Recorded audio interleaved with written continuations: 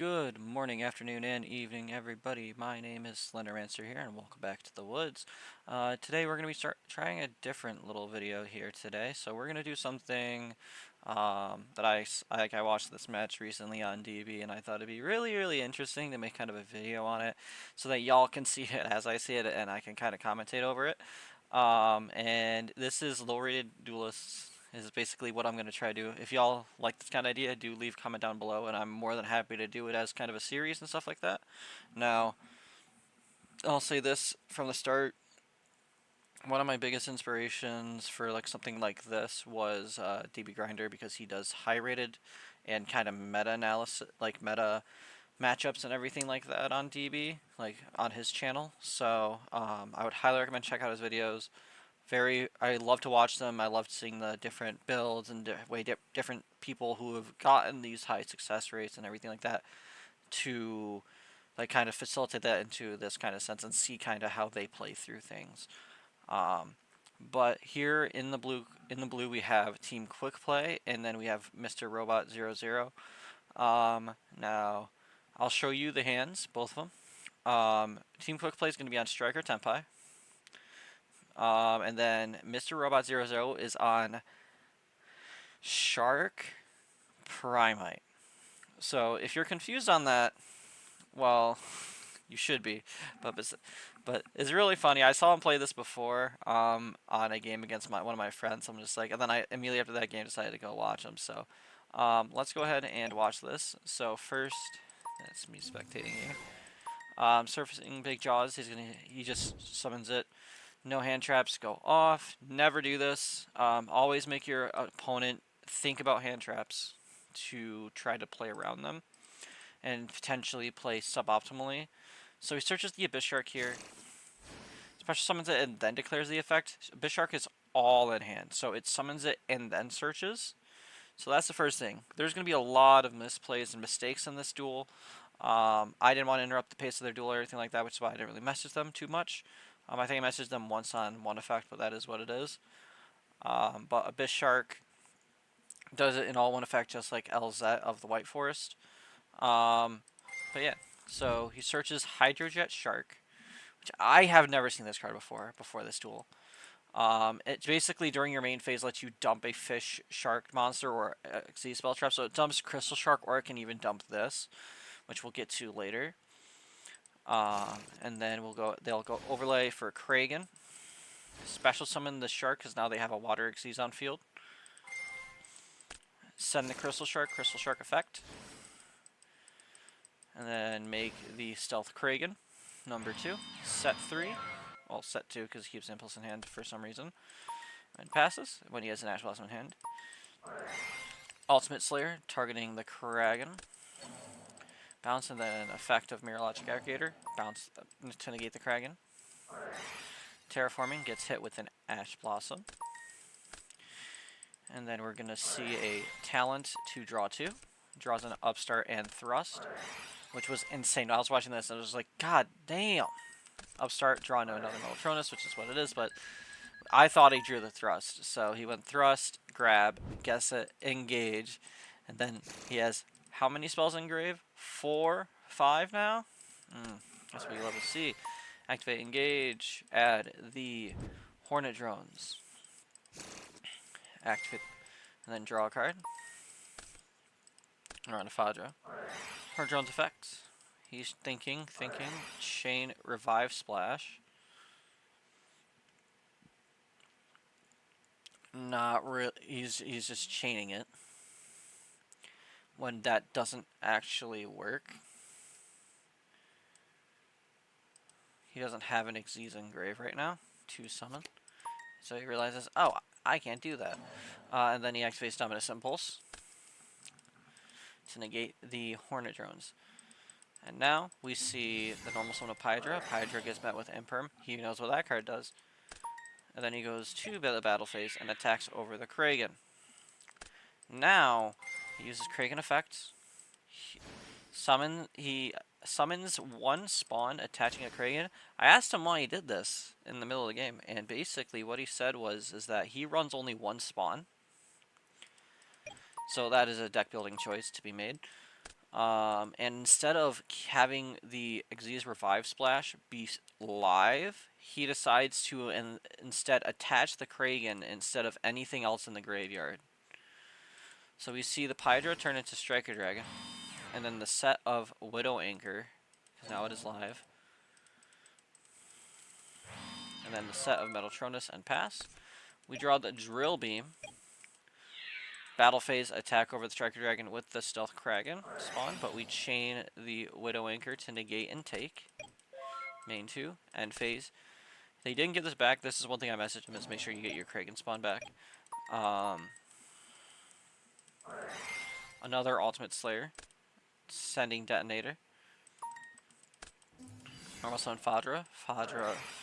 So basically, he's not asking his opponent if he's using Fodder effect on summon, which is just wrong to do. So it goes Revive Splash to summon back Kragan. Kragan effect on summon without like assuming he used the effect. And then, yeah. Fodra's gonna summon back Pydra. And then Xyz Revive Splash, he's chaining to the effect of Kragan. So this already should not have happened. What should have happened is on summon Fodra, Chainlink 1, Chainlink 2, Xyz Revive Splash, summon back the Kragan, and then on resolution it'll be Pydra effect, and then Kragan can then pop the Fodra. But what ends up happening here is, not only did he also forget to mention that this card is also one effect per turn and only once that turn, so you cannot use both of these effects in the same turn. So this is illegal, and I'm just like, I'm just laughing at myself. And then he summons this, so now he goes, so he negates the Pydra to effect a search. And it's like, it should not have happened. But, it is what it is. This is, if both players don't see the issue, then it's what it is. Goes Hida. Hida summoned back the Ash Blossom. Also not into the Hida zone. I was laughing about that too, but it is what it is. And then they make Princess. Princess summoned back the Fadra. And they have, I'm assuming in their extra deck they don't run anything, because I can't see the extra deck on DB here, unfortunately. So we top deck another Abyss Shark, which is insane. Effect, summon. Should have searched in the first, and then we searched the Buzzsaw Shark. Now we can summon Buzzsaw, use the effect to summon the 7-colored fish from deck as our Drill Beam target, or your Primite stuff. We make another Kragan. Use the effect. Mind you, he also wasn't burned originally, but they remedy this. So he pops the Fadra, which is the right call. 800 and 800 from last time. Yep, so he does 16 total. Goes to battle. Now, mind you, he could have used the Crystal Shark to summon back, and then made another Xyz, but he said he was scared, so it is what it is. Well, it would have been lethal just with the Crystal Shark, but... So we set the Drill Beam and pass. And then he top decks Engage. Unfortunately, we have the Drill Beam for Engage. Also, mind you, this card can attack twice, which is why he was able to attack twice with it. And then that's game 1. Alright, on to game number 2. We'll see Team Quick Play decide to go first. Now, first things first, that is a Magnema in hand when you know you're facing against a deck around waters. And that's an Ultimate Slayer when you are choosing to go first. Eclipses, whatever. And then Chicken Game, yeah. So, Perulia on standby phase. Set 3, Chicken Game, draw 1.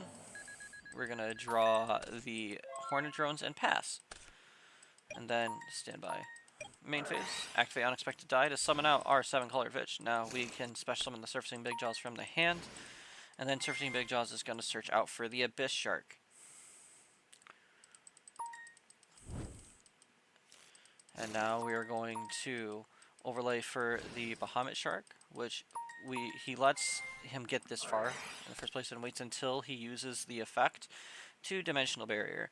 Now mind you, that is not the right idea in my opinion, because you could always still attack with the Bahamut, but it doesn't matter in this instance. What's going to happen is he's going to pay 1,000 to draw a card, shuffles for some reason, summon Buzzsaw effects, summon out the 7-colored fish. He does run more than one. And then we will see the special summon of Hydro Jet, and then Hydro Jet will dump the Xyz Revive Splash, which is fine. And then he special summons Abyss Shark, and Abyss Shark effect to search. Chain the Book of Eclipse. Ends up not searching, by the way. And then he remembers to draw his 5 cards here from the Book of Eclipse. And then we top deck Widow Anchor here. Time of team quick play. Activate Ultimate Slayer, target the Bahamut Shark, dumping a aggregator. And then Chicken Game. Pays 7,000 for some reason. Instead of the 1,000, but yeah, the top deck's the Kaiman here. Unfortunately, he's going to learn real quick that's not going to do anything. Because he's going to Kaiman, we are going to chain the Dominus Impulse. And then we draw for turn. Virtue Stream. We don't think too much. We're going to go Hydrojet Shark, send the Crystal Shark here. And then overlay into Bahamut. In realistic sense, we could have normal summon the Aether Barrel first to bait out an interruption, or just activate the Lordy Load to search the Drill Beam to play around any interruptions that he may have. But it's what it is. Go Bahamut. He goes Widow Anchor, negate and take. Then normal summon the barrel. Barrel's gonna set the Lordy Load, activate the Lordy Load, and he concedes. So this game was around. I watched it from start to finish. It's around like 35 minutes, so not too long.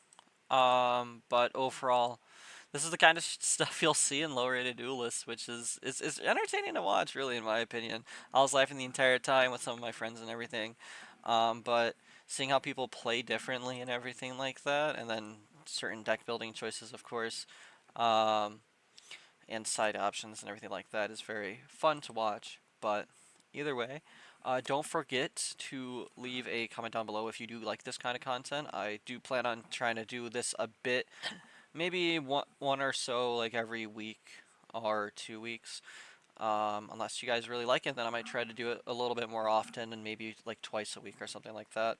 But either way, thank you for watching and have a good rest of your day.